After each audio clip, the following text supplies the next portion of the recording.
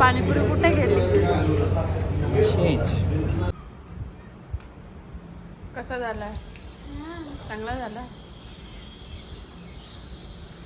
तोंड तर काही चांगला नाही करत आहे. हा, पण मंडे पासून परत चेंज होणार आहे. कारण मी ऑफलाईन आहे ना उद्या. उद्या नाही मंडेला.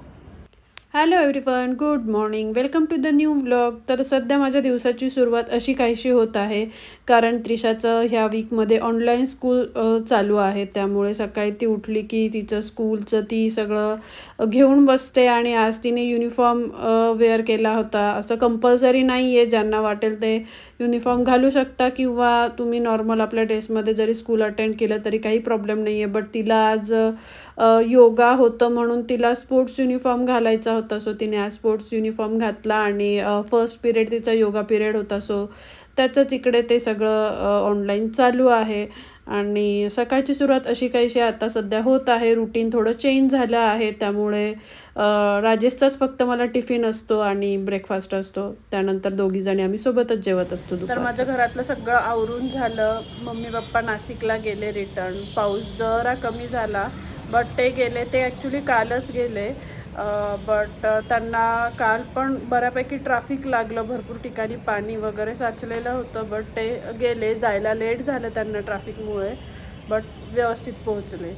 आणि त्रिशाचं सध्या ऑनलाईन स्कूल आहे, कारण हेच पाऊस वगैरे आणि दुसरी गोष्ट पालखी असते तर काही रस्ते बंद असतात.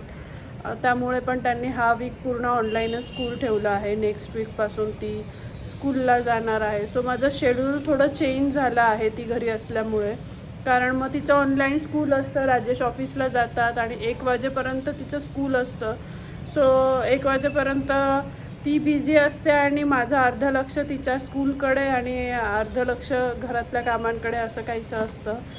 तर चालू आहे असं. आणि 1 वाजेनंतर मग आम्ही दोघी सोबत जेवतो, जे की मी एकटीच जेवायचे रोज, कारण त्रिशा 3-3:30ला घरी येते नेहमी.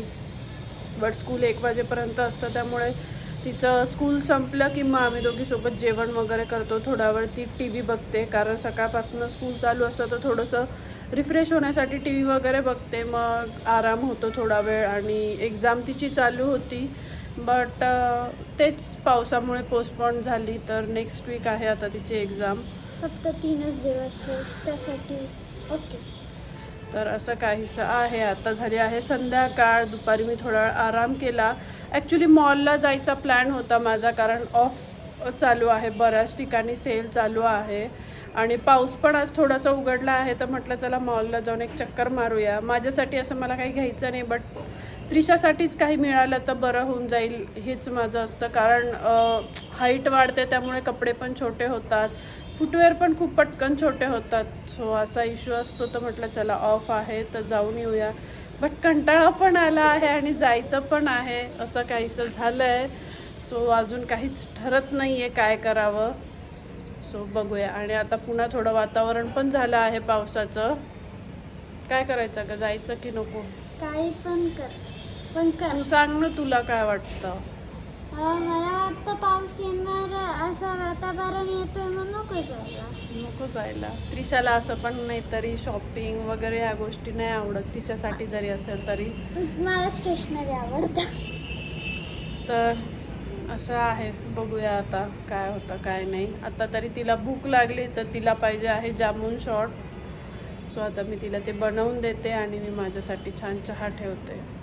चला आता तुम्ही ब्लॉग कंटिन्यू करा. कसा झाला? चांगला झाला. तोंड तर काही चांगला नाही करत आहे. हां, चांगलं आहे.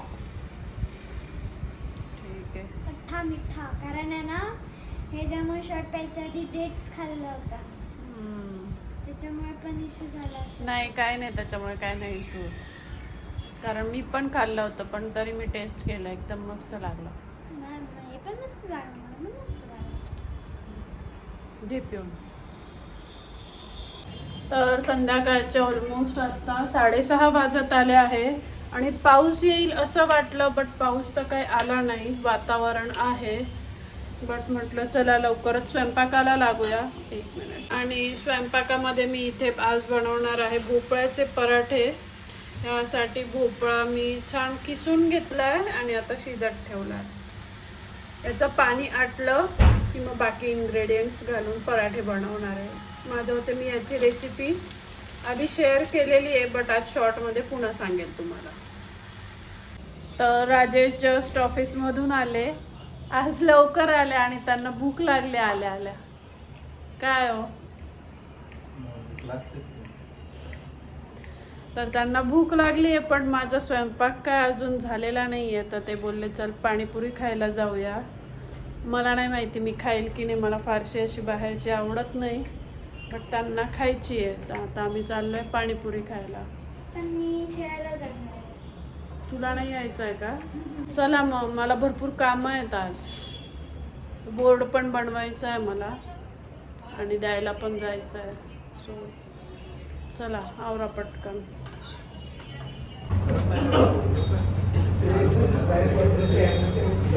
पाणीपुरी कुठे गेली?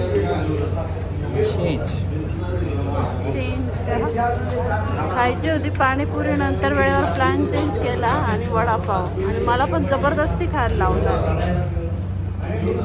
चुकीचं आहे हे. जबरदस्ती दुसऱ्यांना पण तुम्ही अनहेल्दी खायला लावता.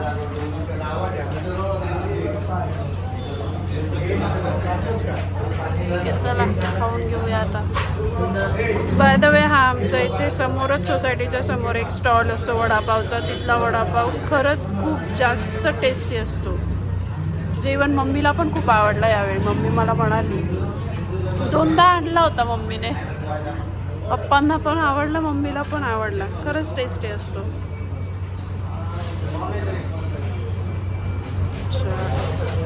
गरम आहे.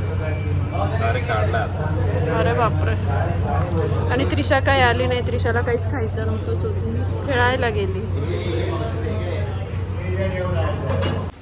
तर जस्ट आम्ही घरी आलो आणि चहा प्यायचा होता, बट मला बाहेरचा चहा नाही प्यावा वाटत. सो म्हटलं घरी जाऊन चहा पिऊया. मग मी चहा ठेवला आल्यावर. आणि तुम्ही जसं मगाशी बघितलं मी भोपळा शिजवून गेले होते. तर आता म्हटलं चला कणिक पण भिजवून घेऊया पराठ्याची. तर त्यात काय काय मी ॲड करणार आहे हे तुमच्यासोबत शेअर करते.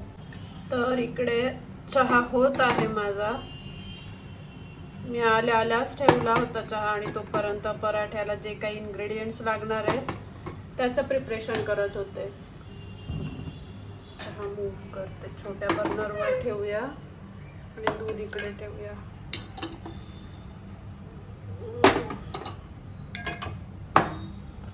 तर इकडे भोपळा शिजवून घेतला होता आणि इथे मी लसूण, हिरवी मिरची आणि जिरं मिक्सरमध्ये ग्राइंड करून घेतलं. आणि इकडे कोथिंबीर चिरून ठेवली आहे. तवा होता वरच्यावर, मी त्यावरच ती ठेवली आहे. आता इथे भरपूर अशी कोथिंबीर घालून घेणार मी. दुसरं मी काय भांडं नाही भरवत बसणार आहे. मला असं वाटलं की काय दुसऱ्या ह्याच्यात काढून कणिक भिजवायची. म्हटलं चला ह्यातच कणिक भिजवूया. आणि मोस्ट ऑफ द टाईम माझ्याकडनं असंच केलं जातं जेव्हा मी भोपळ्याचे पराठे बनवते. सो असं भरपूर ह्याच्यात कोथिंबीर घालून घेतली आहे. हे वाटण मी घालणार आहे. तर हे वाटण आता मी घालून घेते. हिरवी मिरचीचं जे केलं होतं ते.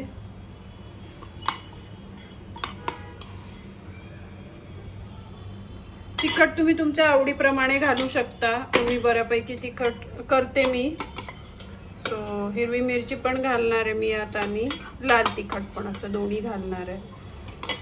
सो इथे ते घालून घेतलं आहे वाटण. थोडीशी हळद, थोडंसं लाल तिखट पावडर आणि मीठ. चवीनुसार मीठ ॲड केलं आहे. आणि अगदी अर्धा चमचा टेस्टसाठी घरगुती जो काळा मसाला असतो तो असा ॲड करून घेतला आहे. आणि आता ह्यात गव्हाचं पीठ आणि थोडंसं 1-2 चमचे बेसन पीठ ॲड करून मळून घ्यायचं. तर असं मी इथे हे गव्हाचं पीठ ॲड करून घेतलं आहे आणि ह्याच्यात थोडंसं 1-2 चमचे बेसन पीठ ॲड करून घ्यायचं. आणि हे छान मिक्स करून, आणि आपण पोळ्यांची कणिक जशी भिजवतो तशाच प्रकारे हे मळून घ्यायचं. चला माझा चहा पण एकीकडे झाला आहे. आणि राजेश माझंच एक काम करत आहेत. वास्तुशांतीच्या डेकोरेशनचं आज काम आहे. त्याचा हा वेलकम बोर्ड जो आता राजेश मला इथे बनवून देत आहे. चलो, चहा घ्यायचा ना? थोडासा हो, थोडाच ठेवलाय. चला आता चहा घेऊन घेते आणि मग बाकी पुढची तयारी दाखवते मी. तर अशा प्रकारे इथे हे माझं पराठ्यासाठीचं कणिक भिजवून झालं आहे. आता मी इकडे दह्याच्या चटणीची तयारी करते. दही घेतलं आहे एका वाटीमध्ये, त्यात थोडं मीठ घातलं आणि मिक्स करून घेतलं आहे आणि इकडे फोडणीसाठी तेल गरम करायला ठेवलं आहे. तर तुम्ही माझे आधीचे ब्लॉग्स पण बघितले असेल तर तुम्हाला माहिती आहे थालीपीठ किंवा मग पराठे असं असलं का आमच्याकडे ही दह्याची चटणीच केली जाते आणि एकदम इझी आहे आणि तितकीच ती टेस्टी पण लागते. So most of the time आमच्याकडे थालीपीठ आणि पराठ्याला हीच दह्याची चटणी खाल्ली जाते. तुम्ही तुमच्या आवडीप्रमाणे केचप, लोणचं किंवा दुसरी जी चटणी तुम्ही करत असाल ती पण प्रेफर करू शकता.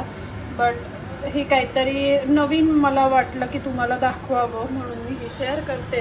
ह्या आधी पण केलेलं आहे, पण ज्यांनी बघितलं नसेल, ज्यांच्याकडून ते मिस झालं असेल त्यांनी बघा आणि ट्राय करा. आणि तुम्हाला जर आवडली तर मला कमेंटमध्ये नक्की सांगा की तुम्हाला कशी वाटली ही चटणी आणि हे पराठेसुद्धा. तर चला, इथे छान असं तेल गरम झालं आहे. यात आता मी मोहरी टाकून घेते.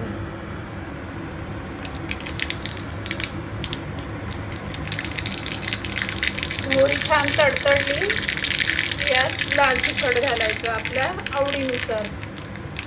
तर आम्हाला तिखट चालतं, सो मी बऱ्यापैकी तिखट घालते. आणि हे बघा मस्त अशी फोडणी झालेली आहे. खूप वेळ नाही ठेवायचं, नाही तर जळून जाते फोडणी. कारण बाकी काही इन्ग्रेडियंट्स नसतात, फक्त मोहरी आणि लाल तिखट हे दोनच गोष्टी असतात. त्यामुळे पटकन काढून घ्यायचं आणि छान असं मिक्स करून घ्यायची ही चटणी. नक्की ट्राय करून बघा आणि ट्राय केली तर तुम्हाला कशी वाटली हे मला कमेंटमध्ये सांगायला अजिबात विसरू नका. चला, आता मी थोड्या वेळात पराठे करून घेते. तर हा भोपळ्याचा पराठा बनवताना आपण नॉर्मल जशी पोळी लाटतो तसाच लाटून घ्यायचा. पहिले जसं आपण पोळी करताना तेल लावून वगैरे उंडा बनवून घेतो तशाच प्रकारे हे करून घ्यायचं आणि खूप छान आणि टेस्टी लागतो हा पराठा. नक्की ट्राय करून बघा. आणि भोपळा शिजवून मी यासाठी घेते कारण थालीपीठ म्हणा किंवा पराठा म्हणा, हे जर भोपळ्याचं करायला घेतलं आणि ते शिजवून नाही घेतलं, नुसता किसून जर थालीपीठ किंवा पराठा करायला घेतला तर भोपळ्याला खूप पाणी सुटतं आणि ते पीठ खूप सैलसर होतं. मग त्याचे पराठे मला तितके छान जमत नाही कारण त्याला पाणी सुटत जातं आणि त्यामुळे ते पीठ खूपच पातळ होतं. मग पराठे आणि थालीपीठ दोन्हीही करायला मला तितकं प्रॉपर जमत नाही. सो ही ट्रिक मी यूज करते, ज्याने भोपळ्यातलं पूर्ण पाणी आटून गेलेलं असतं आणि मग पराठे करायला एकदम सोपं जातं. त्यामुळे मी अशाच प्रकारचे पराठे करते.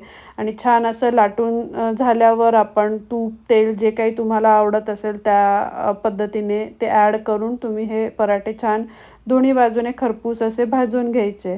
आणि भोपळा आमच्याकडे भाजी वगैरे असं बिलकुल पण खाणं होत नाही कारण आम्हाला तिघांना पण भोपळ्याची भाजी अजिबात आवडत नाही.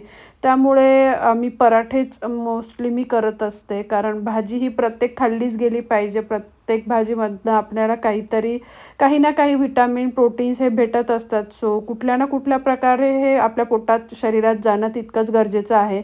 त्यामुळे मी भोपळ्याचे पराठे करून घेत असते. आणि बघू शकता मस्त असं दोन्ही बाजूने तूप लावून मी हा पराठा इथे शेकून घेतला होता आणि एकदम छान खरपूस असा लागतो. बटर लावल्यावर पण खूप छान टेस्टी बनतो. आणि एकीकडे भाजून झाल्यावर एकीकडे तो मी खालचा एक पराठा लाटून पण घेतला होता. एक सेकंड ना. हां, गरम आहे. एवढासाच बाईट घेते कारण गरम आहे.